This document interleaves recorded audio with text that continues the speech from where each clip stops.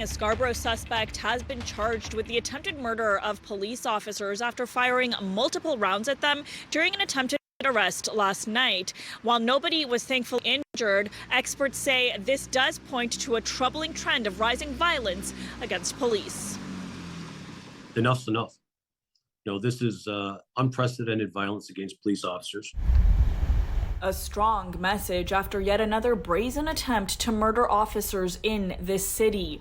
A suspect firing multiple shots at police after an attempted arrest in Scarborough. Police forced to take cover behind their vehicles. The individual last night firing off randomly at police officers into the neighborhood, forcing people in their homes to have to go hide in their basement for fear of being hit with a stray round.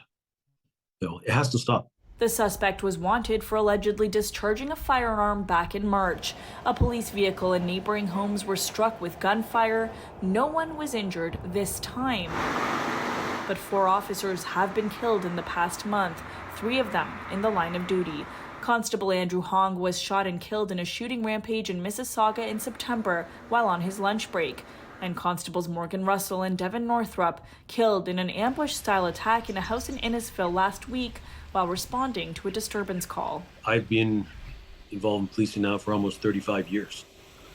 These incidents generally were things that we heard about down in the United States, but now it seems they've come up here to Canada.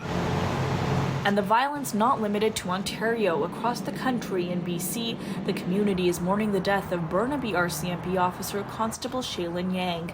The 31-year-old was stabbed to death Tuesday while responding to a call at a local park. Constable Yang died bravely.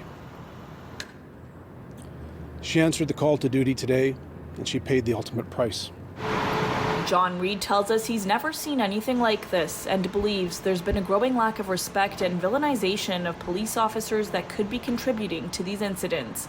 He also wants to see bail reform legislation that would result in harsher punishments for criminals caught with loaded guns. They have to understand, if you're caught with a loaded firearm, you will be going to jail for a long time.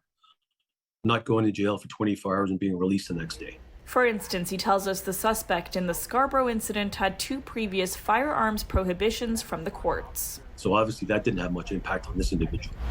The consecutive losses for the policing community impacting their mental well-being. They have to go home a lot of the times to their families and, appear to be almost normal. And you have to understand that seeing this death and carnage isn't normal. Reed tells us there is a shortage of police applicants, not just here in Toronto or across Canada, but worldwide.